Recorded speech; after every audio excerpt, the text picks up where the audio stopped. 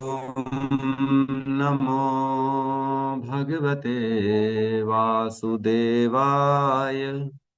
ओम नमो भगवते वासुदेवाय। ओम नमो भगवते वासुदेवाय। यः स्वानुभावम् अखिलं श्रुतिसारमेकम् आध्यात्मदीपम् अतितीर्षितां तमवन्धम् संसारिणां करुणयः पुराणगुह्यम् तं व्याससूनम् उपयामि गुरुमुनीनाम्। नारायणं नमस्कृत्य नरं चैव नरोत्तमं देवीं सरस्वतीं व्यासं ततो जयमुदीरये। श्रवणतां स्वकथा कृष्ण पुण्यश्रवणकीर्तिनः हृदयन्तस्तो हि अभद्राणि विदुनोति सुहृत्सताम्। नष्टप्रायेषु अभद्रेषु नित्यं भागवत सेवया भगवती उत्तम श्लोके भक्तिर्भवति नैष्टिकी। श्रवणतः श्रद्धया नित्यं गृणतश्च स्वचेष्टितं कालेन नातिदीर्घेण भगवान् विशते हृदि। कृष्णाय वासुदेवाय देवकी नंदनाय च नंदगोपकुमाराय गोविन्दाय नमो नमः। नमः पंकजनाभाय नमः पंकजमालिने नमः पंकजनेत्राय नमस्ते पंकजांग्रिये। जय श्री कृष्ण चैतन्य प्रभु नित्यानंद श्री अद्वैत गदाधर श्रीवासादि गौर भक्ता वृंद।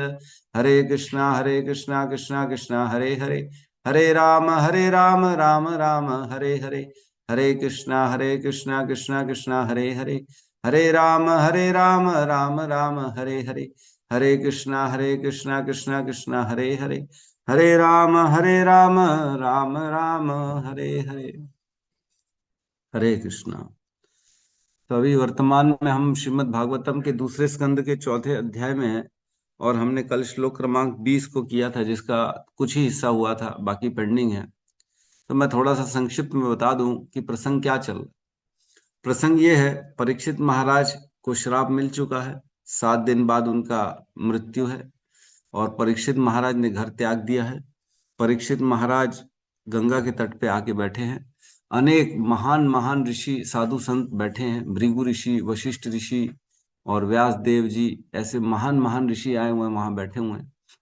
ये बहुत ही दुर्लभ, ऐसी अद्भुत अवस्था आ गई है कि महान जो भागवत है, महान संत धार्मिक हैं, परीक्षित महाराज, उनको 7 दिन के बाद मरना है। तो सब बड़े बड़े ऋषि आके देखना चाहते हैं कि इनका कैसे प्राण छूटते हैं, क्योंकि जब ये पैदा हुए थे तब ये इनके गर्भ में, जब अपनी माँ के गर्भ, उत्तरा के गर्भ में थे, तब भगवान ने गर्भ में प्रवेश करके इसकी रक्षा करी थी परीक्षित महाराज की।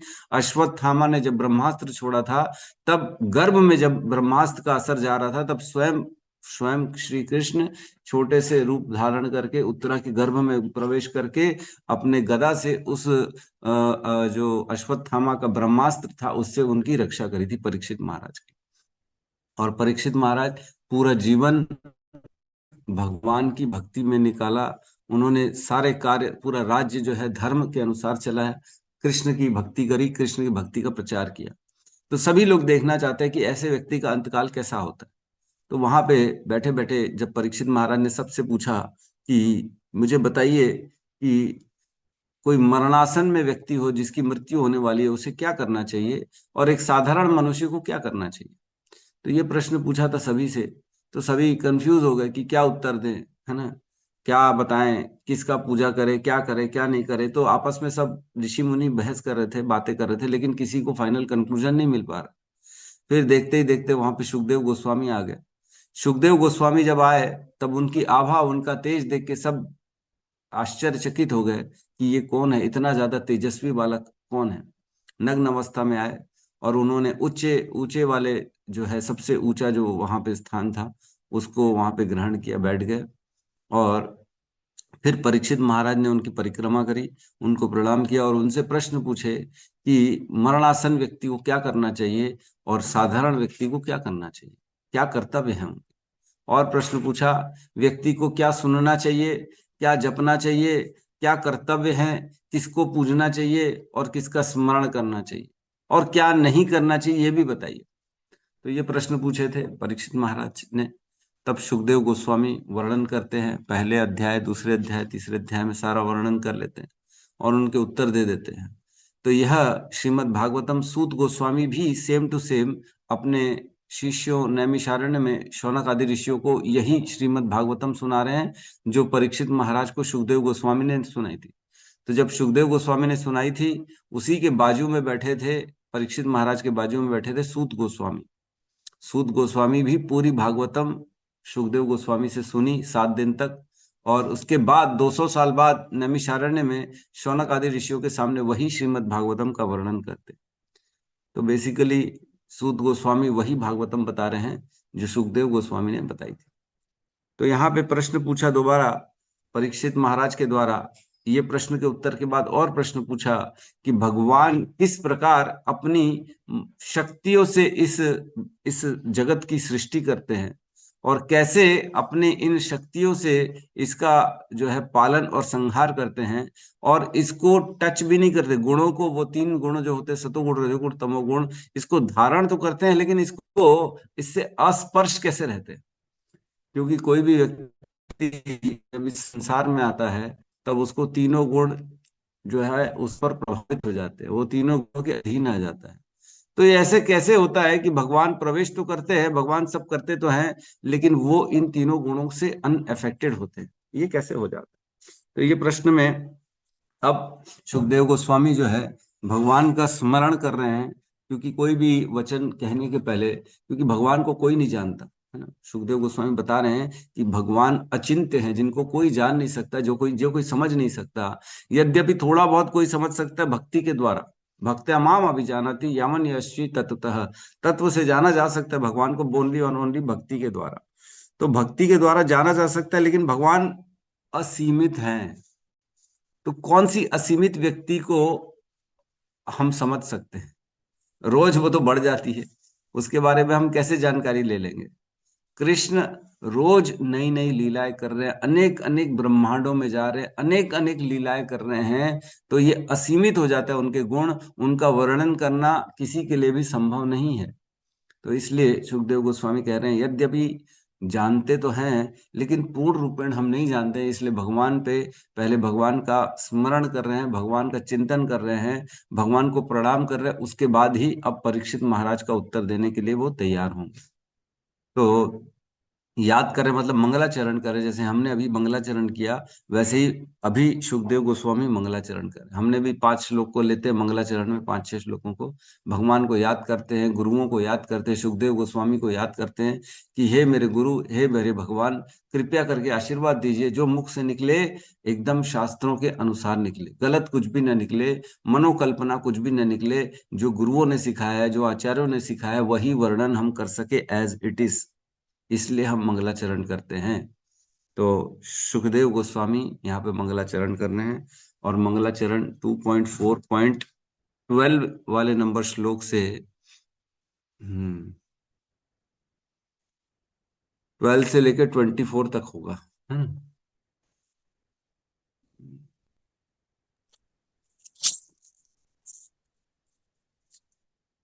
फ्रॉम फाइल फोटो, ये क्या हो गया, रूम डॉक्स, ये तो सारा इसका चेंज हो गया।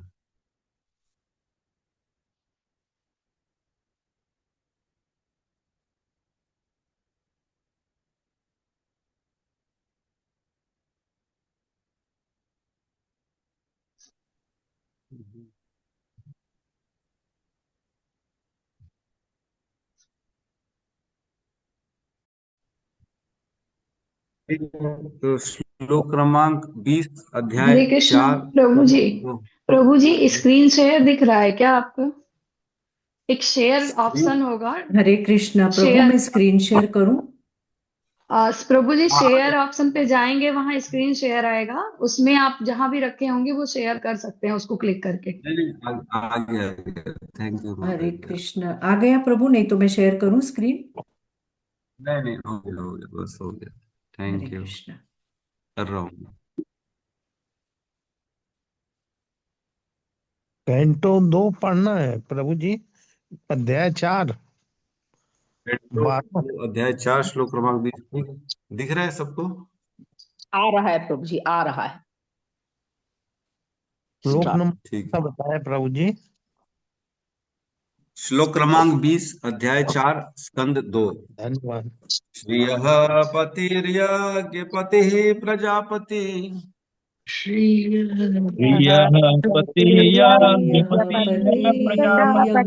यज्ञपतिः प्रजापति धियां पतिर्लोकपति धरापति धियां पतिर्लोकपतिः धरापति पतिर्गतिश्चान्धकवृष्णि सात्वताम् पतिर्गतांश्चान्दकवृष्णिसात्वताम् प्रसीदता मे भगवान् सतां पति प्रसीदता मे भगवान् सतां पति श्रियः पतियज्ञपतिः प्रजापति श्रियः पतिर्यज्ञपतिः प्रजापति धियां पतिर्लोकपतिर्धरापति धियां पतिर्लोकपतिर्धरापति पतिर्गतिश्चान्धकविष्णे सात्वताम् पतिर्गतिश्चान्धकवृष्णिसात्वताम् प्रसीदतां मे भगवान् सतां पति प्रसीदता मे भगवान् सतां पति श्रेयः पतिर्यज्ञपति प्रजापति श्रेयः पतिर्यज्ञपतिः प्रजापति धीर्यां पतिर्लोकपति धरापति धियां पतिर्लोकपतिर्धरापति पतिर्गतिशान्धकवेष्णि सात्वताम् पतिर्गतिश्चान्धकवृष्णिसात्वताम् प्रसीदतां मे भगवान् सतां पतिः प्रसीदता मे भगवान् सतां पति अनुवाद। भगवान श्री कृष्ण जो समस्त भक्तों के पूजनीय स्वामी हैं, यदुवंश के अंधक तथा वृष्णि जैसे समस्त राजाओं के रक्षक तथा उनके यश हैं, सभी लक्ष्मी देवियों के पति, समस्त यज्ञों के निर्देशक, अतएव समस्त जीवों के अग्रणी, समस्त बुद्धि के नियंता, समस्त दिव्य एवं भौतिक लोकों के अधिष्ठाता तथा पृथ्वी पर परम अवतार सर्वे सर्वा है, वे मुझ पर कृपालु हों। ओम ज्ञानतिमिरन्धस्य ज्ञानांजन शलाकया चक्षुरुन्मिलितं येन तस्मै श्री गुरुवे नमः। श्री चैतन्य मनोभीष्टं स्थापितं येन भूतले स्वयं रूपः कदा मह्यं ददाति स्वपदान्तिकं।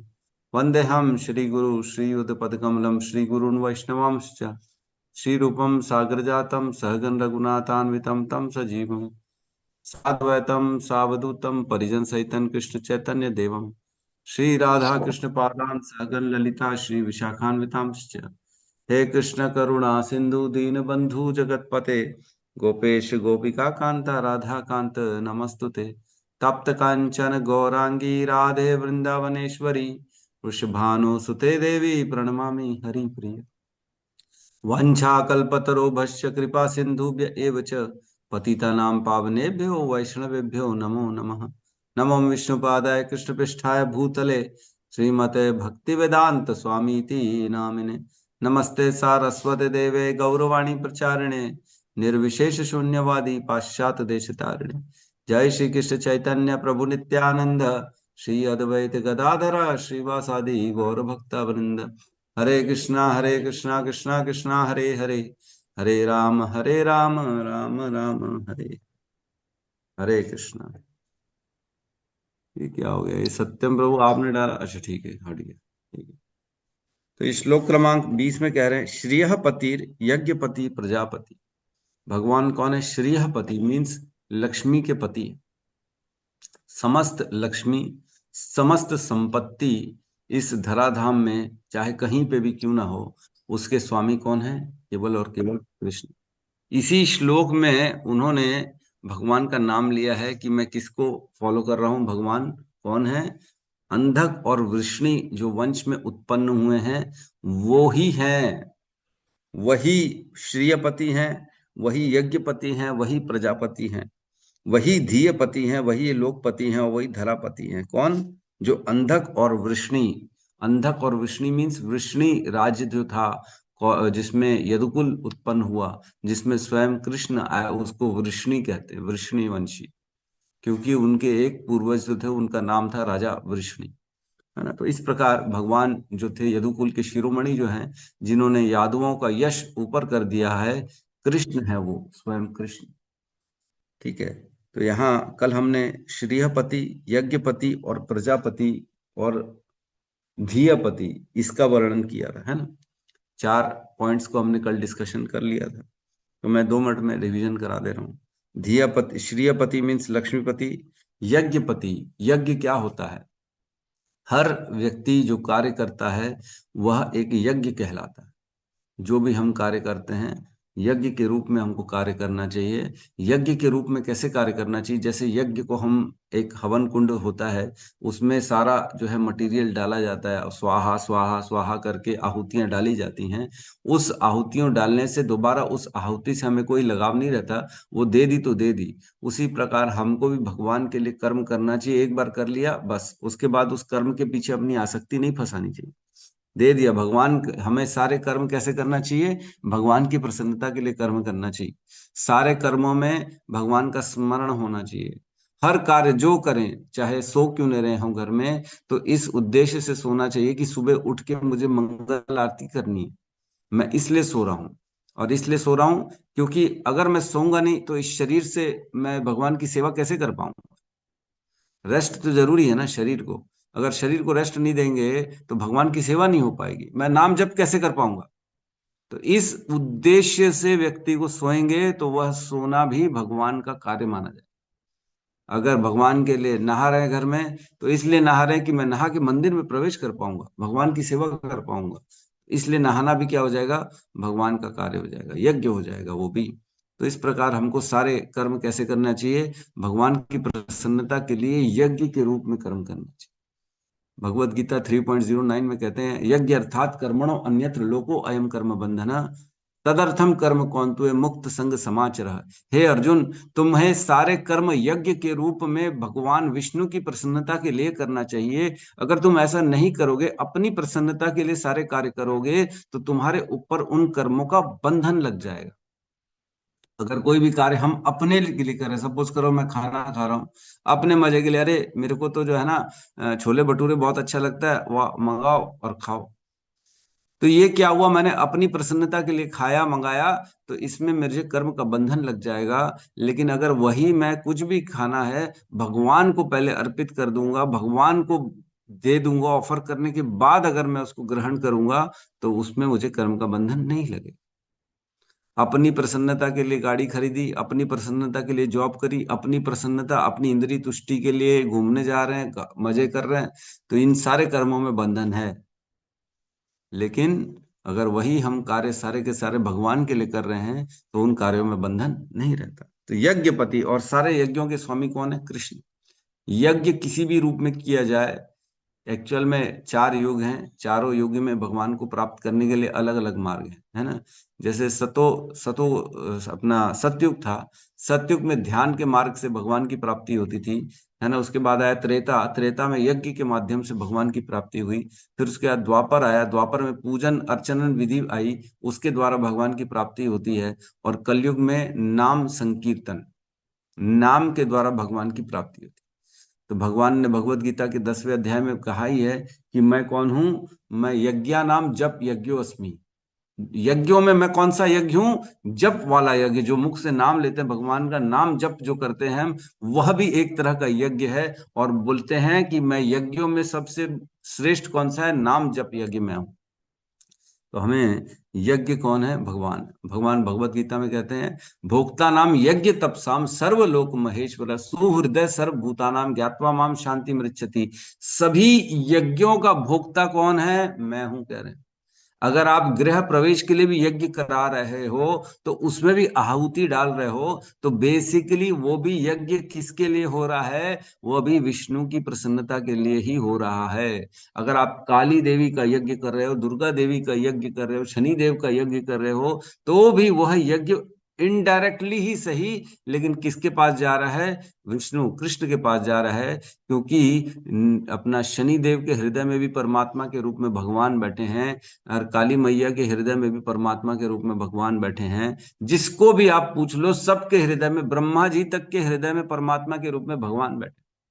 देवी देवताओं का हमने बताया था, उनकी आयु एक मनवंतर होती है। एक मनवंतर के बाद सभी देवी देवताओं को अपना स्थान छोड़ना पड़ता है ना। उनकी भी आयु होती है, उनको भी मरना पड़ता है, सभी को मरना पड़ता है। ऐसा कोई नहीं है जो मरता नहीं है। केवल और केवल कृष्ण हैं, अनादि हैं, जो कभी नहीं मरते, वो तो भगवान है। ठीक है। तो यज्ञपति, फिर प्रजापति हमने बताया था, सभी प्रजा के पति हैं भगवान कृष्ण। और धियापति, धिया मीन्स बुद्धि के पति। किसी के पास बुद्धि है तो क्यों है? वो भगवान ने दी। सबको बराबर रूप से बुद्धि दी है, लेकिन किसी किसी की तेज होती है, किसी किसी की कमजोर हो जाती है। तो ऐसा क्यों हो रहा है? क्योंकि भगवान बैठे हैं। धियापति, बुद्धि के पति भगवान है। जिसको जिसको भगवान जितना जितना, जैसे हम रेगुलेटर पंखे का बढ़ाते घटाते हमारे हाथ में होता है कि नहीं? पंखा तेज चलेगा हमारी इच्छा से, पंखा स्लो चलेगा हमारी इच्छा से। उसी प्रकार किस व्यक्ति की बुद्धि तेज चलानी है, किस व्यक्ति की बुद्धि कम चलानी है, हृदय में बैठे परमात्मा है, वो अंदर से मीटर बढ़ाते हैं और घटाते रहते हैं कि अरे इसको जो है, इसको बढ़ा दो, इसकी बुद्धि अच्छी चला दो। तो ये सब भगवान की कृपा से होता है। धियापति। अब जो है हम लोकपति में प्रवेश करते हैं। कल तक हमने ये चारों बातें करी। लोकपति, लोक मीन्स यह जो भौतिक ब्रह्मांड है, इसमें 14 लोक हैं, है ना। मध्य में है पृथ्वी लोक, और ऊपर 6 लोक है, और नीचे 7 लोक। पृथ्वी के ऊपर आता है पितृलोक, उसके ऊपर स्वर्ग लोक, फिर महर लोक, फिर जन लोक, फिर तप लोक, फिर ब्रह्म लोक। ये 6 लोक ऊपर हो गए। और पृथ्वी के नीचे जो होते हैं 7 लोक हो गए। अतल, वितल, सूतल, तलातल, रसातल, महातल, पाताल। ये ऐसे नीचे के 7 लोग हैं, और ऊपर के 6 लोग हैं, और सेंटर में पृथ्वी है। तो इसको त्रिलोकी भी कई बार कहा जाता है। 3 पार्ट में डिवाइड कर दिया गया। ऊपर के लोगों को, पृथ्वी के ऊपर वालों को ऊर्ध्व लोक कहते हैं, और पृथ्वी के नीचे वाले 7 लोगों को अधोलोक कहते हैं, है ना। ऊर्ध्व लोक और अधोलोक। और सेंटर में क्या हो गया? मध्य, मध्यम। पृथ्वी को मध्य में माना जाता है। तो हम एक श्लोक भगवत गीता में पढ़ते हैं, उसमें कहते हैं ऊर्ध्व गच्छन्ति सत्वसः मध्ये तिष्ठान्ति राजसः जगन्य गुणान वृत्ति सो अधो गच्छन्ति तामसः। ये मेरे ख्याल से 13वें अध्याय में श्लोक आता है। उसमें कहते हैं ऊर्ध्व गच्छन्ति सत्वसः, जो सतोगुणी व्यक्ति होता है, जिसने अपने जीवन में सतोगुण को अपनाया है, और जल्दी उठ रहा है, स्वच्छ खा रहा है, और थोड़ा बहुत भगवान की भक्ति कर रहा है, पूजा अर्चना कर रहा है, किसी को गलत नहीं बोल रहा है, गंदे पदार्थ नहीं खा रहा है, न दारू पी रहा है, न नॉनवेज खा रहा है, न गुटखा खा रहा है, और अपने जीवन को पवित्र रख रहा है, ये सतोगुण के लक्षण है। तो सतोगुणी जो व्यक्ति होता है ऊर्ध्व गच्छन्ति, वो ऊपर के लोगों को जाएगा। उसका अगला जीवन कहाँ होगा? ऊपर के लोगों में, स्वर्ग जाएगा, महर लोक जाएगा, अपने पितृलोक में जाएगा, कहीं पे भी जा सकता है। और क्या करें? मध्य तिष्ठन्ति राजस, जो रजोगुणी व्यक्ति होता है वह मध्य मीन्स पृथ्वी में दोबारा उत्पन्न होता है, दोबारा उसको पृथ्वी में जन्म मिलता है। मीन्स जिसने पाप भी किए हैं, पुण्य भी किए हैं। जो रजोगुणी व्यक्ति है, जो थोड़ा सा श्रमिक है, जिसको मेरे रिटर्न, मैंने कार्य किया है तो मुझे ये वापस चाहिए। रजोगुण का लक्षण है कि सकाम कर्म, ज्यादा वो कर्म में बिलीव करता है, कर्म के रिजल्ट्स में बिलीव करता है। पोजेशन उसको चाहिए, ये भी चाहिए, वो भी चाहिए, ये भी चाहिए। मोड ऑफ पोजेशन जिसको कहते हैं, इसको रजोगुण कहते हैं। तो जो रजोगुणी व्यक्ति होता है वो थोड़ा सा तेज खाता है, खट्टा खाता है, वो कुछ ज्यादा ही काम करता है और उसका जो है बहुत ज्यादा शास्त्रों में बिलीव नहीं करता, वो अपने अपने आप के अपने कर्मों में बहुत ज्यादा बिलीव करता है, वो उसमें बोलता है कर्म ही विधान है, कर्म ही देवी है, कर्म ही पूजा है, वो इस टाइप का जो मेंटेलिटी होती है उसको रजोगुणी कहते हैं। और इसके बाद आता है तमोगुणी। तमोगुणी मीन्स आलस्य, प्रमाद मीन्स पागलपन रहता है, वो दारू पीता है, नॉनवेज खाता है, गुटखा खाता है, सोता रहता है, आलसी व्यक्ति है, नहाता नहीं है। वो बोलता है छोड़ो ना यार, क्या कर्म, क्या कुछ, मजे करो, जीवन मिला है, कुछ भी खा लो, कुछ भी पी लो, बस एंजॉय करो, एंजॉय। वो भेद नहीं करता अच्छे बुरे में, पवित्र अपवित्र में, वो जो दे दो सब में खा लेगा, वो नशे में रहेगा, कपड़ों का ध्यान नहीं है, वो कुछ भी किसी के साथ भी संग कर लेगा, उसको कोई फर्क नहीं पड़ता। तो इस टाइप के लोग जो होते हैं वो अधोगच्छन्ति तामसा, वो नीचे के लोगों में फिर उनका जन्म होता है। तो यहाँ लोकपति कहा गया है, तो सारे लोग जो हैं वो भगवान कृष्ण के द्वारा ही उत्पन्न, भगवान ने ही इस सृष्टि की रचना करी है, कृष्ण ने, है ना। भगवान भगवत गीता के 10वें अध्याय के 8वें श्लोक में कहते हैं, अहम सर्वस्य प्रभवो मतः सर्वं प्रवर्तते इति मत्वा भजन्ते माम बुधा भाव समन्विता। अहम सर्वस्य प्रभवो, मैं सभी का स्वामी हूं। अहम सर्वस्य प्रभवो, मैं सभी का स्वामी हूं, कोई भी ऐसा नहीं है कि जो मेरा स्वामी हो।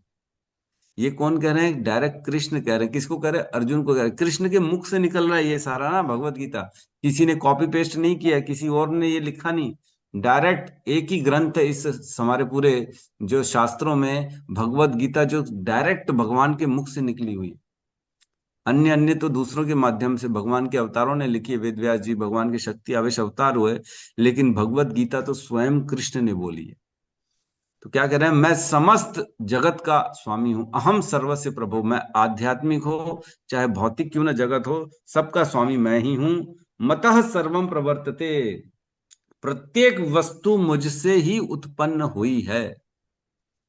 मतः सर्वम प्रवर्तते इति मत्वा भजन्ते माम, जो ये जानकर मेरी भक्ति करता है, बुधा भाव समन्वितः, वह फिर बुद्धि से, जो ये जान जाता है कि मैं ही सबका स्वामी हूं, सब कुछ मुझ में ही स्थित है, वह अपनी बुद्धि से मेरी शरणागति करता है और मेरी पूजा भक्ति करता है। ये कह रहे हैं भगवान समस्त लोगों के स्वामी है, ऐसा कोई स्थान नहीं है जिसके स्वामी भगवान नहीं है, चाहे हम कहीं पे भी चले जाएं, है ना।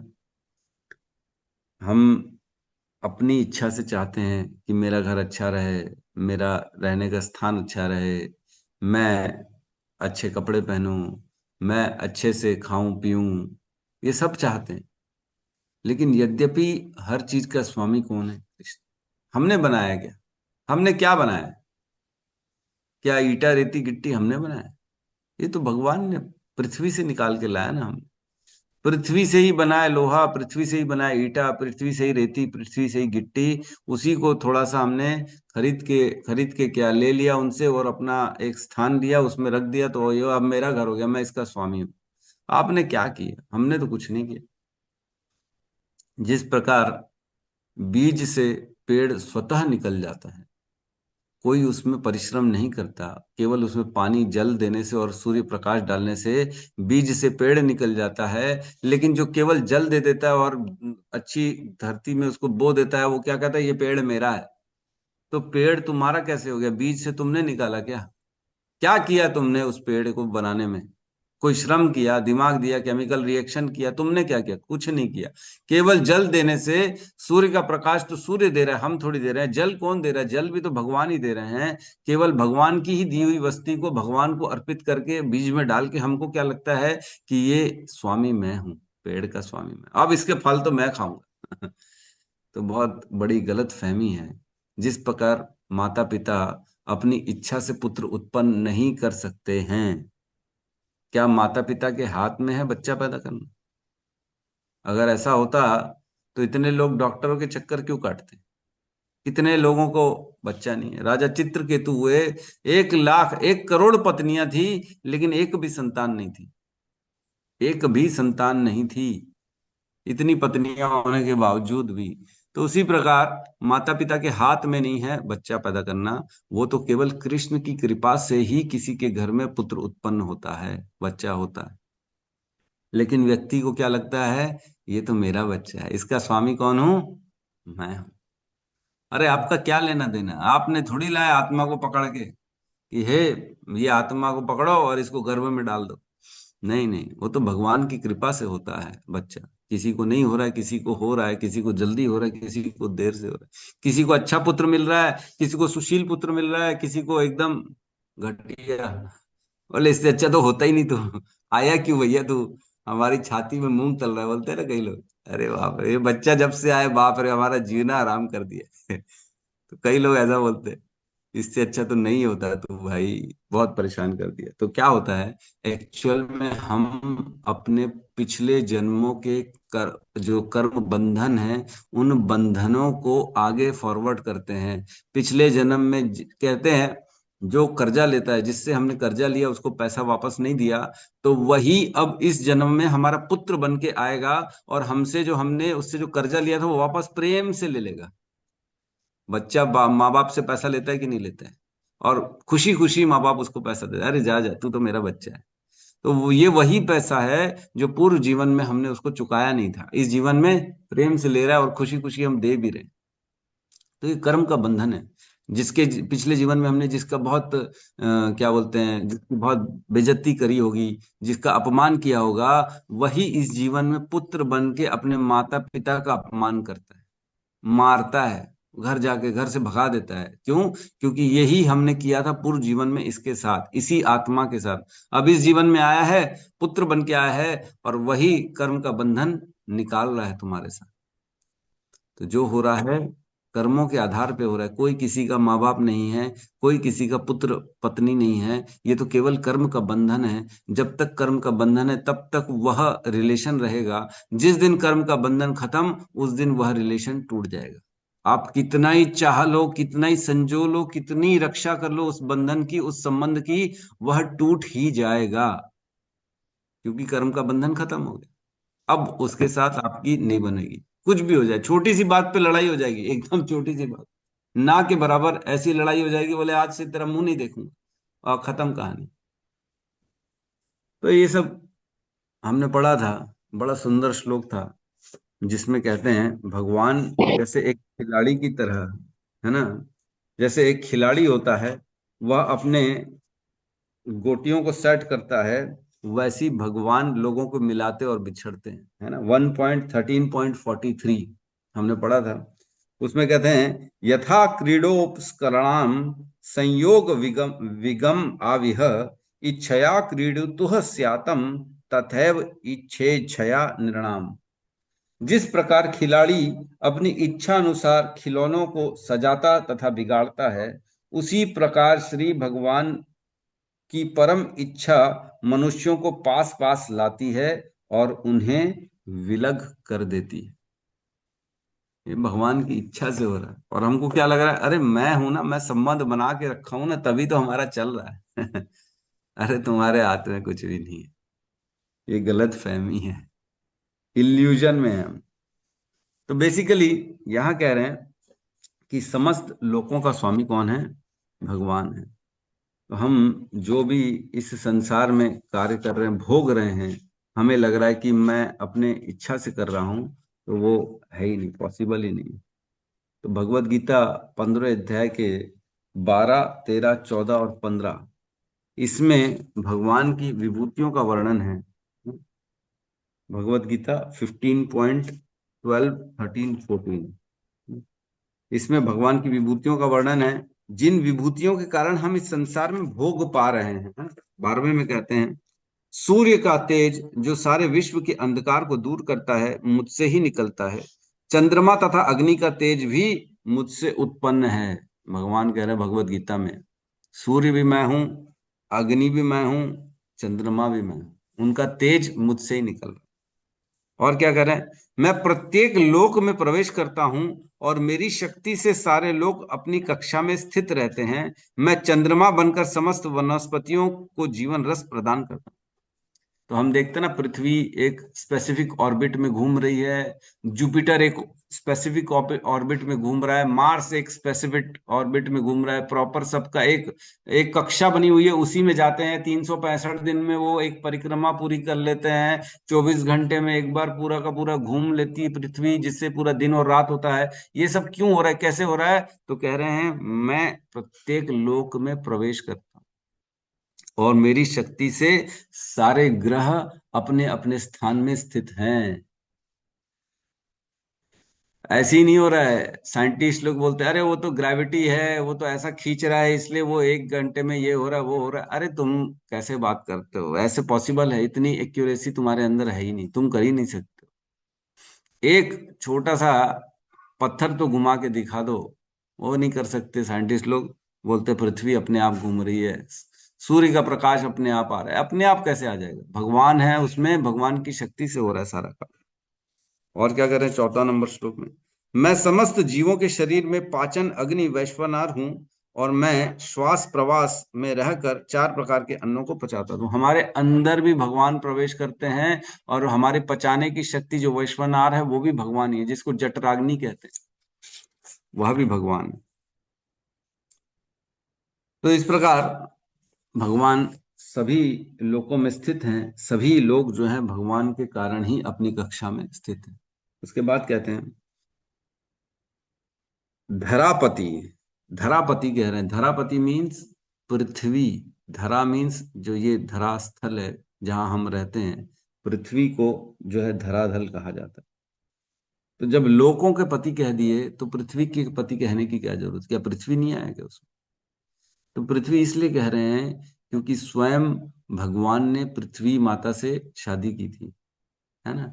वराह के रूप में जब भगवान उत्पन्न हुए थे, तब पृथ्वी को जो है हिरण्याक्ष ने रसातल में ब्रह्मांड के नीचे एकदम स्थिर में धूलि में डाल दिया था। पृथ्वी जो थी बड़ी कंफ्यूज थी, बड़ी दुखी हो गई थी, ये क्या हो गया मेरे साथ। तो भगवान वराह का रूप लेके आए और पृथ्वी को स्पर्श किया और पृथ्वी को दोबारा उठा के उसकी कक्षा में स्थापित किया। तो जब वराह जी आए तब पृथ्वी और वराह दोनों की शादी हुई थी। उनसे एक पुत्र भी उत्पन्न हुआ था, जो जिसका नाम था भौमासुर, है ना। वही भौमासुर हुआ जो अति शक्तिशाली हुआ और जिसने संसार की समस्त सुंदर कन्याओं को किडनैप कर लिया। बोले मैं सबसे शादी करूंगा। तो 16,100 जो थी रानियां थी, उनको किडनैप कर लिया था भौमासुर ने और बोले मैं इन सब से शादी करूंगा। तब वो 16,100 कन्याएं जो थी, उन्होंने भगवान को जो है संदेश भेजा कि हमारी रक्षा करो। तब कृष्ण आए और उनकी रक्षा करी और फिर कृष्ण ने उन सब से विवाह किया। बोले वो सब भगवान के प्रति समर्पित हो गई। भगवान बोले अब हमको कौन रखेगा, हमारे पास हमको असुर ने इतने काल तक छुपा के रखा, अब हम वापस जाएंगे तो हमसे कौन शादी करेगा। तो भगवान ने बोला ठीक है, मैं तुम सबसे शादी करूंगा, है ना। तो इस प्रकार भगवान पृथ्वी के भी पति हो गए। और इसका अर्थ एक और निकलता है कि पृथ्वी एक स्थान है जहां से भगवान की प्राप्ति संभव है। अन्य अन्य लोकों में भगवान की प्राप्ति संभव नहीं है।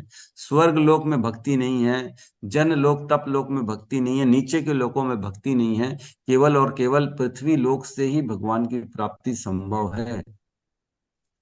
तभी हम जानते खटवांग महाराज जब स्वर्ग चले गए थे, वहां पे असुरों से युद्ध किया था हजारों हजारों साल तक। तब इंद्र की रक्षा करी थी उन्होंने, और जब रक्षा कर ली तब इंद्र ने पूछा आपकी क्या इच्छा है बताइए। तो खटवांग महाराज ने कहा मेरे जीवन की कितनी अवधि बची है। तब इंद्र ने कहा आपके जीवन में केवल एक मुहूर्त बचा है।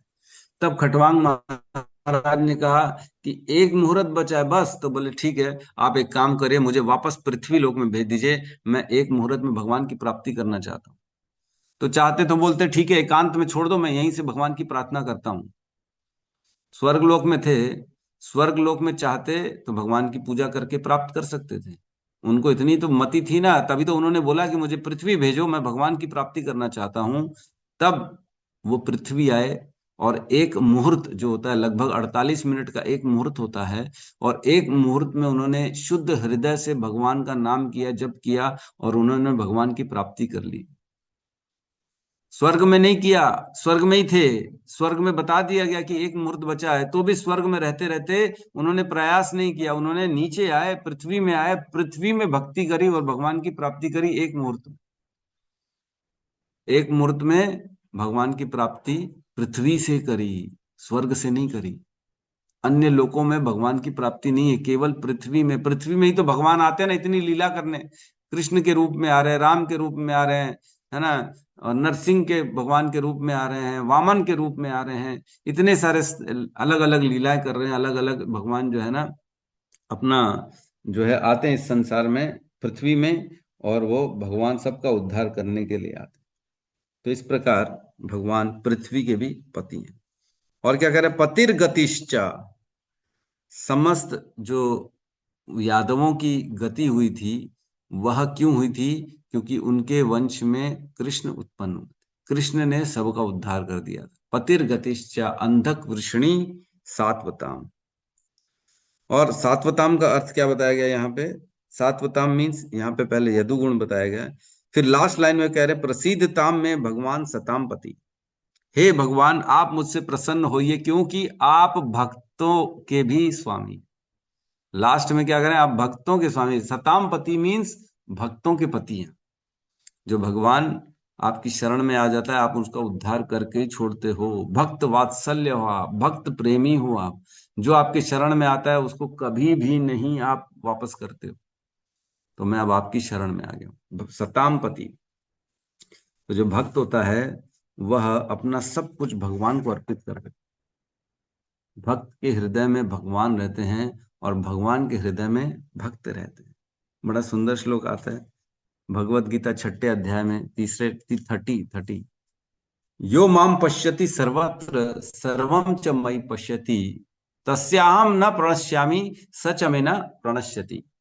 जो मुझे सर्वत्र देखता है, यो माम पश्यति सर्वत्र, जो मुझे हर कहीं देखता है, सर्वम च मयि पश्यति, और मुझ में ही सब कुछ देखता है। सब जगह मुझको देखता है और सब कुछ मेरे अंदर देखता है।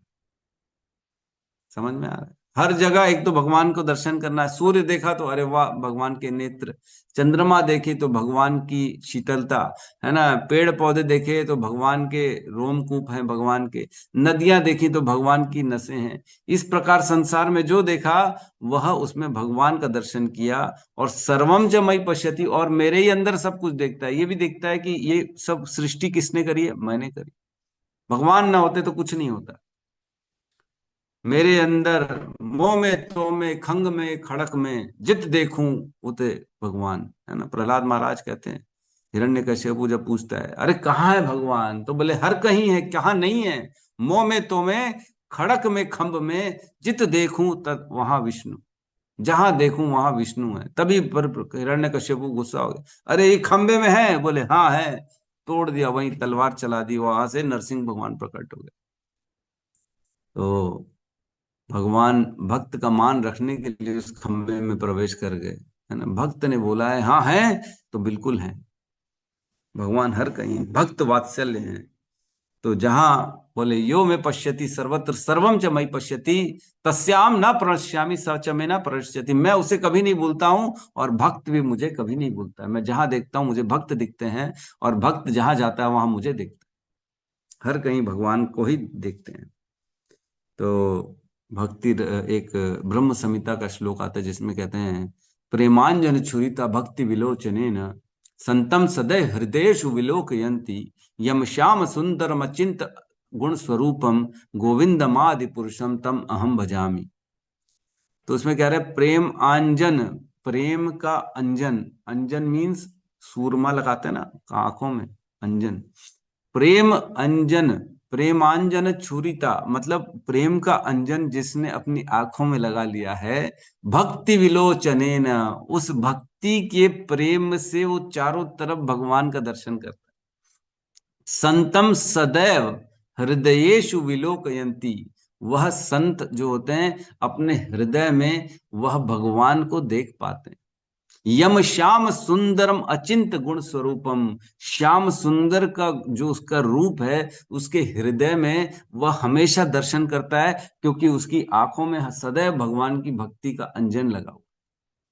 सदैव सदैव भगवान की भक्ति का प्रेम रहता है उसके अंदर, भगवान का स्मरण चलता रहता है, भगवान के दर्शन का अभिलाषी है। जो देखता अच्छा हो रहा है बुरा हो रहा है, वो क्यों हो रहा है? भगवान की शक्ति के कारण। भगवान के कारण ही बारिश हो रही है, भगवान के कारण ही नदियों में बाढ़ आ रहा है, भगवान के कारण ही सुबह हो रही है, भगवान के कारण ही शाम हो रही है। जो ये देखता है वह भगवान को हर कहीं देखता है। गोविंद मादि पुरुषम तम अहम भजामि। तो ऐसे भगवान का मैं प्रणाम करता हूं। कौन कह रहा है? स्वयं ब्रह्मा जी कह रहे हैं, स्वयं ब्रह्मा। तो हमने देखा इस श्लोक में कि सारी चीजें, हमारी बुद्धि हो, हमारा ज्ञान हो, समस्त 14 लोक हो, पृथ्वी हो हमारा, या यज्ञ हो, या लक्ष्मी हो, या संपत्ति हो, सब कौन है? सबके स्वामी कौन है? भगवान कृष्ण, है ना। इस श्लोक से ये समझ में आ रहा है कि सर्व स्वामित्व, है ना, यह श्लोक बताता है सर्व स्वामित्व, सर्व पालकत्व, सबका पालन करने वाले कौन है? भगवान है। सर्व स्वामित्व, सबके स्वामी कौन है? भगवान है। और सर्व रक्षक भगवान है। पति मीन्स रक्षण, रक्षा करना। तो ये 3 टॉपिक आप लिख सकते हो इस श्लोक में, सर्व पालत्व, सर्व स्वामित्व और सर्व रक्षक भगवान कृष्ण। तो इसमें एक छोटा सा लास्ट में एक वर्णन कर रहा हूं। इसलिए भगवान जो है भगवत गीता के 15वें अध्याय के 15वें श्लोक में कहते हैं, सर्वस्य चाहम हृदय सन्निविष्टो मतः स्मृति ज्ञानम अपोहनम च वेदेश्च सर्वम अहम एव वेद्यो वेदांत कृत वेदवित एव च अहम। तो कह रहे मैं सभी के हृदय में रहता हूं। सर्वस्य चाहम हृदय सन्निविष्टो, मैं उनके हृदय में, हर किसी व्यक्ति के हृदय में रहता, भगवान कह रहे हैं। और मैं वहां रह के क्या कहता हूं, क्या करता हूं, मेरा काम क्या होता है? मतः स्मृति ज्ञानम अपोहनम च। मेरा काम क्या है? मैं उनको स्मृति देता हूं, याददाश्त दे देता हूं, मैं उनको ज्ञान प्रदान करता हूं और उनको विस्मरण कर देता हूं। हृदय में बैठे भगवान, और क्या बटन से ऑन ऑफ कर रहे हैं? क्या ऑन ऑफ कर रहे हैं? याद आ जाएगा, अरे 10 साल पहले तो इसने मेरे को गाली बकी थी, इसके तो बदला लेना है मेरे को, छोड़ूंगा नहीं मैं इसको, है। फिर उसके अंदर ईर्ष्या उत्पन्न हो जाएगी दूसरे के प्रति। ओहो, इसकी वो बात याद आ गई, मेरे को दिल को छू गई, इसने तो कांटा चुभवाया था मेरे को, इससे मैं कैसे प्रेम कर सकता हूँ? तो ये याद आ जाएगा। क्यों याद आ गया? भगवान चाहते हैं कि तुम उससे संबंध मत बढ़ा, तुम दोनों का प्रेम ना हो, तुम दोनों साथ में ना रहो, इसलिए तुम्हारे को याद दिला दिया उसकी सारी त्रुटियां। और किसी के प्रति याद दिला देते, अरे इसने तो मेरे कितनी हेल्प करी थी, इसने तो बड़ा अच्छा आदमी है यार ये। भले संसार के लिए गंदा क्यों ना हो, लेकिन हमारे लिए अच्छा है भाई, हम इससे अच्छा रहेंगे। तो भगवान ही स्मृति देते हैं, भगवान ही विस्मृति दे देते हैं, भुला देते हैं भगवान। पूर्व जन्म में हमने क्या किया सब भूल गए, इस जन्म में भी सब भूल जाते हैं। याद रखते हैं क्या? बड़ी सबकी शॉर्ट मेमोरी होती है कि नहीं? कोई सब कुछ याद रख ही नहीं सकता, भुला देते। भगवान ही, भगवान की क्वालिटी है, भगवान यही तो काम करते हैं। और ज्ञान प्रकाशित करते हैं हमारे हृदय में भगवान। भगवान कौन है? कई लोग नहीं मानते हैं, कई लोग बोलते हैं भगवान निराकार है। भगवान तो एक प्रकाश है, भगवान तो एक शक्ति है, लेकिन हम लोग जानते हैं भगवान कौन है? कृष्ण। तो ये ज्ञान कौन दे रहा है हमारे को? भगवान दे रहे हैं। भगवान हमारे अंदर बटन को ऑन कर दिए कि हाँ, तुम जान जाओ कि मैं भगवान हूं। लेकिन अन्य लोग नहीं जान पाएंगे। सब लोग कृष्ण की पूजा कर रहे क्या? भगवत गीता तो आज भी है, भगवत गीता की तरह तरह लोग व्याख्या निकाल देते हैं, लेकिन कृष्ण को भगवान नहीं मानते। क्यों नहीं मानते? क्योंकि भगवान उनको मनवाने नहीं चाहते। भगवान हृदय में बैठे, यही तो काम करते हैं। उनको कोई बोलेगा कि भगवान तो एक शक्ति है, तो उस पर उनका विश्वास ज्यादा हो जाएगा, बोले हाँ हाँ ये सही बोल रहा है, भगवान एक शक्ति। लेकिन हमारे को इस पे विश्वास हो गया कि नहीं, भगवान एक व्यक्ति है। भगवान कह रहे मेरे शरण में आओ, हमको ये ज्ञान हमारे हृदय में स्फुरित हो गया, क्योंकि भगवान हमारे उसी ज्ञान को प्रकाशित कर रहे हैं हृदय में बैठे बैठे। हम कितनी आसानी से मान गए कि कृष्ण भगवान है, लेकिन कई लोगों को सर पटक लो, उनके सामने लिख के दे दो तो भी नहीं मानेंगे कि कृष्ण भगवान। वो बोलेंगे नहीं, दुर्गा मैया भगवान है, आपको मालूम नहीं है। क्यों? क्योंकि उनके हृदय में भगवान प्रकाशित नहीं करना चाहते, उनको अभी दूर रखना चाहते हैं अपने से। नहीं नहीं, ये मेरे से दूर रहे, इसको समझ में ही नहीं आया कि मैं कौन हूं। तो आप लोग वह खास लोग हो जो चुने हुए हो, जिनको भगवान ने व्यवस्था करी है कि आप लोग मेरा ज्ञान को ग्रहण करो। श्रीमद् भागवतम की कक्षा के माध्यम से आप लोग जुड़ो और आप लोग मेरे ज्ञान को तत्व से समझो, ताकि आप मेरी भक्ति में आगे बढ़ो और अंतोतगत्वा मुझे प्राप्त करो। भगवान व्यवस्था कर देते हैं, भगवान दूसरे के मुख से निकलवा के हृदय में प्रकाशित कर देते उस ज्ञान को। बोलूंगा मैं, लेकिन एक्सेप्ट आपके अंदर परमात्मा बैठे ना, वो आपसे एक्सेप्ट करा लेंगे कि ये सही बोल रहा है, ये गलत नहीं बोल रहा है, इसकी बातें एकदम ठीक लग रही हैं। लेकिन वहीं कोई और बोलेगा तो उसकी बातें रिजेक्ट कर देंगे, अरे नहीं नहीं, इसकी बात ठीक नहीं लग रही, सही नहीं लग रही। क्यों हो रहा है ये काम? क्योंकि भगवान बैठे हैं हृदय में और भगवान उसको ऑन ऑफ करते हैं, हमारे समझने की शक्ति को ऑन ऑफ करते हैं। तो हमेशा हर समय हमें भगवान से यही प्रार्थना करनी चाहिए, भगवान आप तो मेरे हृदय में बैठे हैं, आपका काम ही यही है, आप याददाश्त दिलाते हैं, भुला देते हैं, आप ज्ञान देते हैं, आप अज्ञान देते हैं। तो मैं आपसे प्रार्थना कर रहा हूं कि मुझे कभी भी अज्ञान में मत रखिएगा, हमेशा अपनी शरण में रखिएगा, हमेशा मैं भक्तों के संग में रहूं और आपका श्रवण करते रहूं और आपकी स्मृति मेरे हृदय में हमेशा बनी रहे। ऐसा कभी काल ना आए, ऐसी कभी परिस्थिति ना आए कि मैं आपकी विस्मृति हो जाए। यही प्रार्थना करनी चाहिए हमको। ये सबसे बड़ा हमारे लिए सौभाग्यशाली, यही सबसे बड़ा वरदान है कि सदैव सदैव हम कृष्ण के शरण में रहें। कृष्ण को छोड़ दिया, कृष्ण भूलिया जीव, कृष्ण भूलिया जीव अंतर बहिर्मुख, अतएव तार माया दे संसार दुख। जो कृष्ण को भूल जाता है वो बहिर्मुख हो जाता है कृष्ण से, माया उसको पकड़ती है और माया उसको संसार में अनेक अनेक कष्ट देती है। तो हमें दो ही है ऑप्शन, या तो कृष्ण की सेवा करना है या तो माया की, बस और कुछ है ही नहीं, या तो उजाला या तो अंधेरा, तीसरा कुछ होता ही नहीं है। वैसे या तो कृष्ण या तो माया, और कुछ नहीं। या तो कृष्ण की सेवा करेंगे या माया की सेवा करेंगे। तो हमें कृष्ण को चूज करना है, ना कि माया को। ठीक है, तो यहाँ पे हम क्लास को आज की क्लोज करते हैं। किसी का कोई प्रश्न है तो हम ले सकते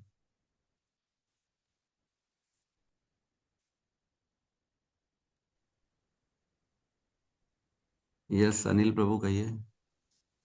हरे कृष्ण प्रभु जी, दंडवत प्रणाम, सभी भक्तों को प्रणाम। हाँ।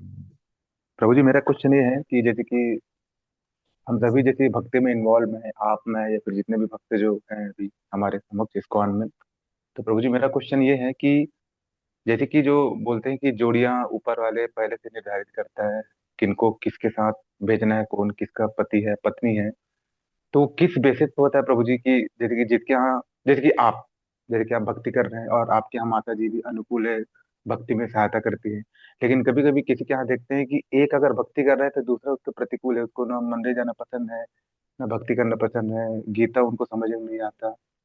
तो ऐसा होता क्यों है? किसी का जोड़ी अच्छा रहता है, किसी का अपोजिट रहता है, विपरीत रहता है। तो ऐसा होता क्या प्रभु जी? क्योंकि दोनों मनुष्य योनि में है, दोनों साथ में है, तो होना ये चाहिए कि अगर एक भक्ति कर रहा है तो दूसरा एक दूसरे को सीख के समझ ले तो वो भी भक्ति करे। लेकिन ऐसा मतलब बहुत ही कम होता है कि अगर पति भक्ति में है तो पत्नी भी करे, अगर पत्नी भक्ति में है तो पति नहीं है। तो ये ऐसा होता कैसे है प्रभु जी? मैं ये जानना चाहता देखो हूँ, ऐसा प्लस है माइनस क्यों प्रभु। होता है? हाँ ठीक है, इसका वर्णन वैसे हमने ना, जब हमारी भगवत गीता का 13वां अध्याय की क्लास चल रही थी ना, उसमें हमने बड़ा गहराई से इसकी चर्चा करी थी। मैं आपको शॉर्ट में बता रहा हूँ। जी। जैसे आप हैं, आपकी भाग्य में लिखा है कि जो भी आपकी पत्नी का क्या नाम है? राधिका। राधिका। तो राधिका माता जी से ना आपका लिखा था कि आपके जीवन में राधिका माता जी आएंगी। अगर आपने राधिका माता जी से शादी कर ली तो पत्नी के रूप में आएगी। सपोज करो आप जो है, आप बोले नहीं नहीं मैं शादी नहीं करूंगा, मैं जीवन सिंगल बिताऊंगा, तो भी राधिका माता जी आएंगी, क्योंकि कर्म का बंधन है, लेना देना करना ही है आप लोगों को। तो वो आएगी एज अ, आपके जो है जॉब में आ जाएगी, एज अ फ्रेंड आ जाएगी आपके जीवन में। एज अ बहन आ जाएगी आपके जीवन में, वो मुंह बोली बहन बन जाएगी आगे चल के। आपने शादी नहीं करनी तो क्या करोगे, बंधन तो निभाना है, वो कर्म तो कटेंगे ही करेंगे। तो वो एज अ फ्रेंड आ जाएगी, एज अ बहन आ जाएगी और सुख दुख देना चालू कर देती है। या अगर सपोज करो आपने भक्ति कर ली, ब्रह्मचारी बन गए। अब बोले ब्रह्मचारी बन गए लेकिन कर्म का बंधन तो खड़ा हुआ है, क्या करोगे।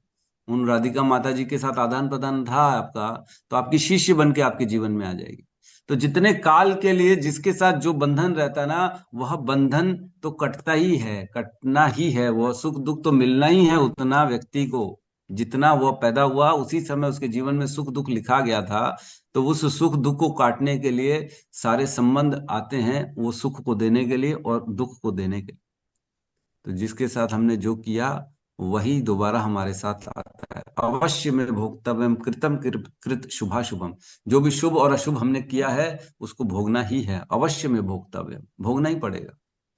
तो संबंध जो भी होते हैं, पति पत्नी, पुत्र पुत्री, पिता माता, भाई बहन, सब सुख और दुख देने के लिए ही आते हैं और कोई कारण नहीं इनका आने का। हमने जिसको सुख दिया वो दोबारा हमको सुख देने के लिए आएगा, जिसको हमने दुख दिया, परेशानी दी, वह दोबारा हमको परेशानी और दुख देने के लिए इस संसार में आता है। तो जिसके साथ जो संबंध है वो निभाना पड़ेगा। अब रही बात भक्ति में कौन आगे है कौन पीछे है, कोई सहयोग कर रहा है कोई नहीं कर रहा है, तो ये डिपेंड करता है कि हम भक्ति में की जर्नी में कहाँ तक पहुंचे हैं। हर व्यक्ति भक्ति कर रहा है धीरे धीरे। एक्चुअल में क्या है, जैसे रायपुर से दिल्ली जाना है ना, तो जी। दिल्ली सपोज करो भगवान का भगवत धाम है और रायपुर ये भौतिक संसार है। तो हर व्यक्ति धीरे धीरे धीरे धीरे धीरे धीरे भगवान की तरफ आगे बढ़ रहा है। पहले देवताओं की शरण में जाता है, गुरु की शरण में जाता है, सूर्य देव को पूजा करेगा, गणेश की पूजा करेगा, दुर्गा जी की, धीरे धीरे धीरे धीरे प्रगति होती चली जाएगी, है ना। फिर शिव जी के पास जाएगा, शिव जी के बाद फिर भगवान के पास जाएगा, भगवान की पूजा कर। तो शास्त्रों में कहते हैं सबसे पहले व्यक्ति जो है सूर्य का उपासक बनता है। 100 जन्म तक वो सूर्य का उपासक बनेगा। जब सूर्य देव प्रसन्न हो जाते हैं तब उसे बोलते हैं ठीक है अब तू गणेश जी की भक्ति कर, मेरे से ऊपर गणेश है, क्योंकि गणों में ईश है, सबसे गण में ईश है, इसलिए गणेश की पूजा। तब उसके बाद 100 जीवन तक वो गणेश की पूजा करेगा। और जब गणेश जी प्रसन्न हो जाएंगे तब बोलेंगे अब तेरा प्रमोशन हो गया, अब तू मेरी मम्मी दुर्गा मैया की पूजा कर। तब 100 जन्मों तक वो दुर्गा मैया की पूजा करेगा। तब दुर्गा मैया पूजा से प्रसन्न हो जाएगी, तब बोलेगी अब तुम मेरे पति शिव जी की पूजा करो। तो 100 जीवन तक जब शिव जी की पूजा करेगा अच्छे से, तब शिव जी प्रसन्न हो जाएंगे। तब शिव जी बोलते हैं अब तुम मेरे आराध्य जो है कृष्ण, इसकी पूजा करो, अब तुम उस लायक बन गए हो कृष्ण की पूजा करने के लिए। तो फाइनली कृष्ण तक पहुंचने में कितना उसको टाइम लग गया। अब कोई भी व्यक्ति को देख के ना आप ये नहीं बता सकते हो कि वो कहाँ पहुंचा है, उसकी यात्रा कहाँ पे अटकी हुई है। अभी वो सूर्य देव के पास अटका है, गणेश जी के पास अटका हुआ है, किसके पास अटका है, कि कृष्ण के पास अटका है, कि अभी चालू ही नहीं किया है, किसी देवता की शरण में नहीं है, वो आसुरी बना हुआ है, अभी तो नीचे मनुष्य भी नहीं है वो। तो ये कहना मुश्किल है कि कौन कौन सी यात्रा में कहाँ पहुंचा है। कोई आगे निकल चुका है, कोई पीछे है। कोई जैसे प्रहलाद महाराज हैं तो 5 साल के, लेकिन इतने आगे निकल चुके, बस भगवान की प्राप्ति कर चुके हो। और वहीं कोई छोटा दूसरा बालक है जिसने अभी तक भक्ति स्टार्ट ही नहीं करी है, वो तो बहुत पीछे है। तो जो भक्ति में आगे रहता है वो भक्ति में सहयोग करता है, जो भक्ति में आगे नहीं रहता है वो भक्ति में सहयोग नहीं करता। आप उसके सर पटक लो, क्योंकि उसका स्थान ही नहीं है, उस वो योग्यता नहीं है, भगवान उसको स्विच ऑन करने ही नहीं देंगे हृदय से, भगवान उसको अपनी भक्ति देंगे ही नहीं, अभी उसमें टाइम है। तो शुद्ध होने में, भगवान का नाम जप करने में जो व्यक्ति प्रगति कर लेता है वही कर पाता है, और कोई नहीं कर पाता। इसलिए वो, और थोड़ा बहुत कर्म का बंधन रहता है। माया टेस्ट लेती रहती है हमारी कि देखें ये इसकी कितनी निष्ठा है, कितनी ये अपनी भक्ति के प्रति प्रगाढ़ है, इसकी प्रगाढ़ता है। तो ये टेस्ट भी होता है, तभी आपको ऐसे लोग भेजते हैं आपके जीवन में जो आपको भक्ति में सहयोग ना करें। ताकि अगर आपकी निष्ठा है, आप बिल्कुल भगवान को एक मन से चाहते हो, तो आप सब अवरोधों को छोड़ के आगे निकलोगे। तो ये अवरोध सबके जीवन में, आप ऐसा नहीं सोचो कि मेरे जीवन में नहीं है, सबके जीवन में। किसी के दिखते हैं, किसी के नहीं दिखते। किसी को फैमिली का प्रॉब्लम, किसी को सोशल प्रॉब्लम, किसी को फिजिकल प्रॉब्लम, किसी को मेंटल प्रॉब्लम, किसी को कोई प्रॉब्लम। सबके पास प्रॉब्लम है ही है ना। ठीक है प्रभु। प्रभु जी, प्रभु जी अगर समय दे तो 2 मिनट एक रियलाइजेशन है मेरा इसी पर थोड़ा, अगर समय दे तो। बस 2 मिनट। ये अपन पहले इनका प्रश्न ले लेते हैं जो हैंड रेस है, जी फिर जी, आपका बिल्कुल रियलाइजेशन। बिल्कुल। ओके। प्रभु जी, एक जिज्ञासा है यस। प्रभु जी। जैसे हाँ हाँ। भगवान जब सांस छोड़ते हैं कारणोदय विष्णु में जब आते हैं तो अनंत ब्रह्मांड के निर्माण करवा देते हैं, है ना।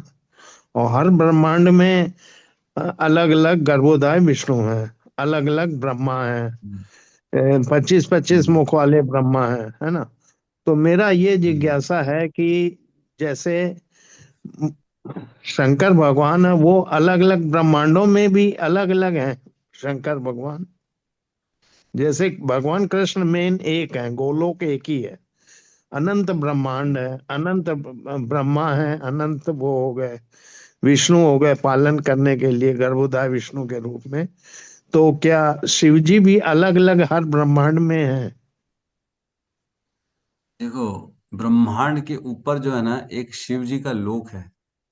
ऐसा नहीं, अच्छा। आध्यात्मिक जगत में भी शिव जी है जिसको शंभु कहते हैं। शंभु एक तत्व है और शिव उनका एक्सपेंशन है ना। अच्छा। तो शिव जी जो होते हैं वो शंभु का एक्सपेंशन है जो हर ब्रह्मांड में जाते हैं।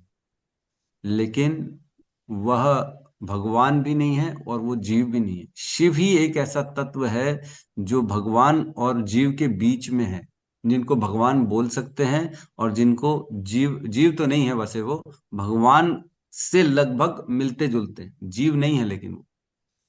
तो इसकी एक गहरी चर्चा हो सकती है। मेरी एक आध दो क्लास भी है जिसमें मैंने इसका वर्णन किया है कि शिव जी हैं कौन। तो कौन सा लोक है, क्या बोलते हैं उसको, जो आध्यात्मिक जगत में ऊपर है शिव जी का लोक? सदाशिव लोक। महलोक। सदा, महलोक। सदाशिव। सत्यलोक। नहीं नहीं, सतवत लोक नहीं, सदाशिव, सदाशिव सही कहा प्रभु सदाशिव। जी ने। सदाशिव लोक है जो आध्यात्मिक जगत, जहाँ महाविष्णु लेटे हुए हैं उसके सबसे ऊपर जो पहला पहला आता है वो सदाशिव लोक आता है, जहाँ पे अच्छा। शिव जी रहते हैं और वो भगवान की भक्ति करते रहते हैं और वो भगवान के बारे में ही केवल श्रवण करते हैं। तो कई बार ऐसा होता है कि जो शिव जी की भक्ति कर रहा है ना, और उसने साथ ही साथ कृष्ण की भी भक्ति करी है, लेकिन शिव जी को वो ज्यादा मानता है, कृष्ण को कम मानता है, दोनों को मानता है, तो उसकी भी मुक्ति हो जाती है और वो कई बार सदाशिव में चला जाता है। कई बार ये भी ऐसा भी केसेस होते हैं और सदाशिव में जाता है, वहां पे सदाशिव जी के मुख से फिर भगवान का वर्णन सुनता है, फिर उसकी ऊपर की गति होती है, इस प्रकार से होता है। तो ये थोड़ा सा लंबा विषय है जिस पे हम चर्चा कर सकते शंभु हैं। तो शंभु आपने बताया शंभु का एक्सपेंशन शिव जी है क्या, या शिव हाँ, जी के एक्सपेंशन? नहीं नहीं, शंभु, शंभु। शंभु तत्व है, अच्छा। तत्व। हाँ। तत्व शंभु है और उनका एक्सपांशन शिव के रूप में इस संसार में। अच्छा। ठीक। यस। यस सुबल प्रभु। हरे कृष्ण प्रभु जी, दंडवत प्रणाम। प्रणाम। आप सभी कृष्णों को दंडवत प्रणाम। प्रभु जी, अब मेरा क्वेश्चन ये है, जैसे आपने बोले कि कर्म बंधन के लिए पुत्र पुत्री या जो हमारा पूर्व जन्म का संबंध है वो जुड़ा रहता है। तो कभी हम्म कभी देखा गया है किसी का पुत्री है पुत्र नहीं है, तो वो पुत्र के लिए अपना वो करते हैं, दुख करते हैं कि मेरा पुत्र नहीं है, मेरा वंश कैसे आगे बढ़ेगा, मेरा कैसे उद्धार होगा। तो प्रभु जी, मेरे को ये समझना है कि ये जो कर्म बंधन से छुटकारा पाने के लिए भगवान ने उनका विधि रचा है कि तुम्हारा चलो पुत्र नहीं है पुत्री है, तुम्हारा जो भी है संतान, तुम इसी से खुश रहो। लेकिन इसको हम कैसे समझे कि पुत्र नहीं है तो भी हमारा जो भगवान जो विधि रचा है वही, उसी से हमको खुश रहना चाहिए और उसी से हमको आगे जिंदगी में भगवान का साधन भजन से आगे बढ़ना चाहिए। इसको कैसे समझे प्रभु? नहीं, आपका प्रश्न मैं समझ नहीं पाया। जैसे सपोज करो कि इसको पुत्र पुत्री नहीं है ना, जी, और जैसे कई बार बोलते हैं ना, वो, जबकि जी, पुत्र बोलिए बोलिए। पुत्र ही हमारा वंशज को आगे बढ़ाएगा, पुत्र ही हमारा उद्धार करेगा। तो किसी का पुत्री है पुत्र नहीं है। हम्म। तो वो पुत्री है उसका पुत्र नहीं है, जी। तो इसमें क्या है, आदमी की सब इच्छा पूरी थोड़ी होती है। आपकी इच्छा है कि मैं एक 10 माले की बिल्डिंग में रहूं, तो जरूरी थोड़ी पूरी होगी। तो वैसे पुत्र की इच्छा है तो जरूरी थोड़ी पूरी होगी पुत्र की इच्छा। वो तो जो इतना आपके भाग्य में लिखा उतना ही मिलेगा आपको। पुत्र मिला है, लिखा तो मिलेगा, नहीं लिखा तो नहीं मिलेगा। लेकिन इसमें कई बार ये देखा गया है कि कई बार ऐसा भी हो जाता है जो भाग्य में नहीं भी होता वो भी मिल जाता।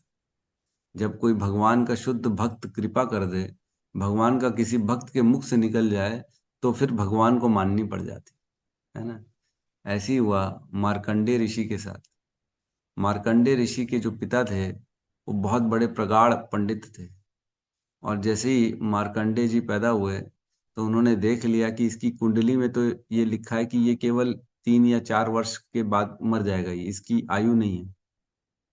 तो क्या किया उन्होंने, उसको हरिद्वार ले गए, गंगा तट पे। वहां सभी ऋषियों, जो मुनि ऋषि भक्त आते थे, उनको स्पर्श, चरण स्पर्श कराते थे। छोटे से बालक के, 2 साल का बच्चा सबका पैर छूता था, गिर गिर के एकदम माथा टेक के पैर छूता था। तो एक बार किसी 4 ऋषि जा रहे थे, उनका प्रणाम किया, तो चारों ने कहा चिरंजीवी भव।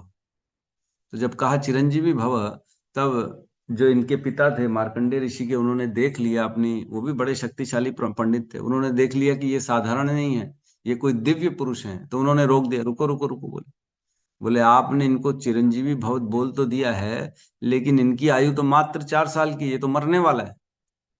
तो वो बोले, 4 जो कुमार थे, वो 4 कुमार थे बेसिकली, वो अपना बदल के, वेश बदल के आए थे। तो बोले हमारे मुख से निकल गया, हम नहीं जानते, बस निकल गया निकल गया। बोले लेकिन इसकी मृत्यु होगी तो फिर उसकी जिम्मेदारी कौन लेगा। बोले इनको एक काम करना, जैसे 4 साल का होगा हमारे पास लेके आना, हम देखते कौन इसको लेके जाएगा। तो जैसे ही 4 कुमार के पास ले आए 4 साल में, तो 4 कुमार ने प्रार्थना करी शिव जी से। शिव जी प्रकट हुए, यमराज जी भी प्रकट हो गए। बोले अब इसका समय आ गया ले जाने का। तो शिव जी ने मना कर दिया, बोले नहीं ले जा सकते, क्योंकि इन्होंने आशीर्वाद दिया है, आप इनको नहीं ले जा सकते। तो बोले इनकी आयु हो चुकी है। तो बोले एक काम करो, मेरी आयु में से 4 दिन इनको दे दो। तो शिव जी के आयु से 4 दिन निकाल के वो मार्कंडेय ऋषि को दे दिए गए, जो कि अनंत मनवंतर तक चले। 7 मनवंतर तक उनकी आयु थी, 7 मनवंतर। तो इस प्रकार होता है कई बार कि जो है ना, जो शुद्ध भक्त के मुख से निकल जाता है, वह प्रारंभ में नहीं भी होता है तो भी वह होता है, क्योंकि शुद्ध भक्त ने दे दिया, कमिटमेंट दे दी। तो भगवान बोलते हैं मैं अब अपने भक्तों की कमिटमेंट को काट नहीं सकता हूँ, भले प्रारब्ध बदल दूंगा मैं, प्रभु को नियम बदलते देखा है ना। अपना मान टले टल जाए, भक्त का मान न टलते देखा। भगवान भक्तों का मान नहीं खत्म कभी भी कम करते। भक्त ने बोल दिया भले मेरी बेइज्जती हो जाएगी चलेगा, लेकिन भक्त की बेइज्जती नहीं होनी चाहिए। तो ऐसा होता है। ठीक है तो प्रभु, प्रभु यही प्रश्न था। पुत्र यदि नहीं होता है तो पितर का उद्धार नहीं होगा, जो उसका वंशज का उद्धार नहीं होगा कि पुत्र नहीं है तो होगा उसका ना, क्यों नहीं होगा उसमें। पौत्र है तो पौत्र से करा लो, भतीजा है तो भतीजे से करा लो, भाई है तो छोटा भाई से करा लो, है ना। तो ये किसी से भी कोई भी कर सकता है। पुत्र की जी जिम्मेदारी होती है, लेकिन पुत्र नहीं है तो पौत्र है, वो कर देगा अपने दादा दादी का उद्धार। पौत्र नहीं है तो भतीजा है, वो कर देगा। भतीजा नहीं है तो छोटा भाई है, वो कर देगा, कोई भी कर देगा, है ना। ठीक है प्रभु जी, हरे पुत्र की जिम्मेदारी होती है, जो लड़का होता है उस कुल का जो भी लड़का होता है, वो अपने पूर्वजों के जो पिंडदान आदि क्रिया है, जो भी उनकी अंत्येष्टि क्रिया है, वो सब कर सकता है, और उनके माध्यम से उनका उद्धार हो जाए, वो वो उनकी गति सुरक्षित हो जाए। किसी घर में पुत्र है ही नहीं, दूर दूर तक पुत्र नहीं है, सब तरफ पुत्री पुत्री है, तो क्या कर सकते हैं फिर। जो है वहां का कोई ब्राह्मण होगा, उससे कराया जा सकता है। वहां का राजा है, वो कर सकता है अपने प्रजा के लिए, क्योंकि प्रजा जो है उनके पुत्र के समान होती है, तो राजा या ब्राह्मण कोई भी कर सकता है। अब एकदम ही दूर दूर तक कोई नहीं है, तो नाती पोते उधर उस साइड का भी कोई अगर पुत्र है तो वो भी कर देगा, तो भी अलाउड है। वैसे पुत्रियों का अलाउड नहीं है, लेकिन पुत्र ही, लड़का ही होना चाहिए जो करेगा। ठीक है प्रभु। हम्म, ठीक है, तो बहुत बहुत धन्यवाद अभी। प्रभु जी अच्छा, एक हेमा माता जी, यस हेमा माता जी। हरे कृष्णा प्रभु जी। प्रभु जी फर्स्ट क्वेश्चन जो बोला था उसी से रिलेटेड है। जैसे गुरु भी कृष्ण जी भगवान के प्रतिनिधि होते हैं, तो गुरु भी जो निर्धारण है वो भी क्या सेवा के आदान प्रदान पे निर्धारित होता है, सेवा का नहीं नहीं, से रिलेटेड? गुरु, देखो गुरु जो होता है ना वो शाश्वत होता है, गुरु और शिष्य का संबंध शाश्वत होता है ना। गुरु हमेशा अपने शिष्य के लिए हर बार किसी न किसी को भेज के मंगाने के लिए लगा रहता है। तो गुरु और शिष्य का संबंध दिव्य होता है। एक बार सपोज करो हमने किसी की शरणागति कर ली, तो और वो भी आध्यात्मिक दृष्टि से उन्नत है और हम सच्चे हृदय से उसको गुरु मान लिए हैं, तो अब वो गुरु शिष्य का संबंध शाश्वत हो जाएगा। अब हमारा दोबारा जीवन होगा तो फिर वही गुरु किसी न किसी को भेजेंगे हमारा उद्धार करने के। तो ये शाश्वत जीवन रहता है हमारा, मतलब हमेशा हर जन्म में वह उनका प्रतिनिधि आएगा हमको उठाने के लिए। तो हमारे ये इस भौतिक संबंध नहीं होता गुरु और जैसे माता पिता ये लेने देने का, वैसे गुरु शिष्य का संबंध नहीं होता। जितनी शिक्षा इस जीवन में हमने गुरु से ले ली, बाकी अगली शिक्षा अगले जीवन में फिर उनके किसी प्रतिनिधि से हमको लेनी पड़ेगी। तो गुरु भगवान ऐसी व्यवस्था करते हैं, जब हम हृदय से भगवान को पुकारते हैं कि भगवान अब मेरे को सही रास्ता दिखाओ, भगवान मैं परेशान हो गया इस संसार में, भगवान मैं बड़ा दुखी हो गया हूं, अब मैं ये नहीं झेलना चाहता। जब हम हृदय से भगवान को अपने कल्याण के लिए पुकारते हैं, तब भगवान क्या करते हैं, किसी न किसी को गुरु को हमारे जीवन में भेज देते हैं। फिर वह गुरु जो होता है वह भगवान का ज्ञान देता है और हमको दुखों से दूर करता है और भगवान से जोड़ता है, जो शाश्वत आनंद प्रदान करते हैं। तो इस प्रकार जीवन में गुरु आता है भगवान की कृपा से, और जब गुरु आता है तब गुरु की कृपा से जीवन में भगवान आते हैं। दोनों का रिलेशन समझ रहे हैं? भगवान डायरेक्ट नहीं आएंगे, भगवान गुरु को भेजेंगे। गुरु आएगा, गुरु आपको ऐसी वाणी सुनाएगा, ऐसी मति बना देगा, ऐसे हृदय आपका जो है निर्मल कोमल बना देगा कि उसमें अब भगवान विराजमान होंगे। तो जैसे महाराज आते हैं, हम मंदिर में महाराज को रिक्वेस्ट करते हैं, महाराज जी घर आइए, प्लीज आइए, हम आपकी सेवा करना चाहते हैं। तो महाराज के आने के पहले 4 लोग आएंगे घर, महाराज के बैठने का आसन बनाएंगे, देखेंगे सब ठीक है कि नहीं, व्यवस्थाएं ठीक है कि नहीं, महाराज के आने लायक है कि नहीं है, आपके सब आपने शुद्धिकरण किया है कि नहीं किया है, प्रसाद भोगा रेडी है कि नहीं है। तो वो देखेंगे और व्यवस्था करेंगे, फिर उसके बाद ओके करेंगे, तब महाराज जी हाँ महाराज जी आपके आने के लायक बन चुका है माहौल, तो महाराज जी आते। तो उसी प्रकार जब हम भगवान से विनती करते, भगवान मेरे को आपकी प्राप्ति चाहिए, तो भगवान गुरु को भेजते हैं, गुरु व्यवस्था करते हैं हमारे जीवन में सारी चीजों की। अब ओके हो गया तब भगवान फिर उसमें आते हैं। ठीक है माता जी। थैंक यू प्रभु जी। नहीं, लेकिन जैसे अब जैसे सपोज आपका किसी मैरिज होती है आपके घर में, आप अंदर से तो चाहते हैं गुरु की पूरी सेवा करना, लेकिन आपके लाइफ पार्टनर और घर की व्यवस्था आप नहीं कर पाते, तो आपके मन में वो इच्छा रह जाती है पूरी लाइफ। तो वो इच्छा की भी पूर्ति क्या नेक्स्ट बर्थ में होती है, या मतलब वो आध्यात्मिक रूप से गुरु वो पहचानते हैं और उसको एज इट इज मतलब एक्सेप्ट कर लेते हैं? आप समझ वो गए ऐसा होंगे है, जो मैं, है ना? भौतिक भौतिक अवरोध है सपोज करो गुरु को अपनाने में या गुरु की सेवा करने में, तो ये अब आपके डिसीजन के ऊपर है कि आप भौतिक अवरोधों से रुक रहे हैं कि आप आगे बढ़ रहे हैं, है ना। ये स्वेच्छा, ये जो स्वतंत्रता है ना हमारे पास कर्म करने की, अब ये उस क्षेत्र में आ जाता है कि मेरे पास रुकावट तो है संसार में, पिता माता मेरी भाई बहन ये लोग पति पत्नी करने नहीं दे रहे भक्ति, तो अब मैं क्या करूं, गुरु के पास जाऊं, सेवा करने की तो इच्छा हो रही है लेकिन जाऊं कि नहीं जाऊं। तो ये अब आपकी स्वतंत्रता है। जैसे बलि महाराज के गुरु ने रोक दिया भगवान की सेवा करने के लिए, तो उन्होंने गुरु को त्याग दिया। प्रहलाद महाराज, ध्रुव महाराज ने अपने माता पिता को त्याग दिया भगवान की प्राप्ति के लिए, नहीं मेरे को अवरोध नहीं चाहिए, माता पिता छोड़ दो, मैं भगवान को प्राप्ति के लिए जा। तो ऐसे बहुत से एग्जाम्पल हुए जिन्होंने गुरु को, माता को, पिता को, सबको त्याग दिया और गुरु की शरण में चले गए भगवान की प्राप्ति के लिए। तो ये हमारी स्वतंत्रता के ऊपर है, हम कितने स्वतंत्र हैं, हमारे अंदर कितना दृढ़ता है भगवान की प्राप्ति के लिए, क्या हम छोड़ पा रहे हैं कि नहीं छोड़। अगर नहीं छोड़ पा रहे हैं तो अभी दृढ़ता नहीं है, जब दृढ़ता होगी तब हम छोड़ पाएंगे।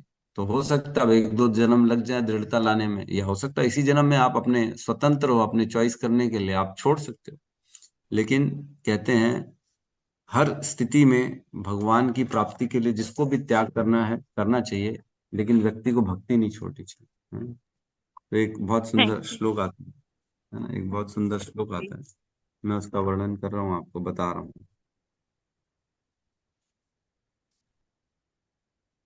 5.5.18 5.5.18 उसमें कहते हैं गुरु न सस्यात् स्वजनो न सस्यात् पिता न सस्यात् जननी न सस्यात् देवम न च सस्यात् न पतिश्च सस्यात् न मोच येध्य समुपेत्य मृत्युम।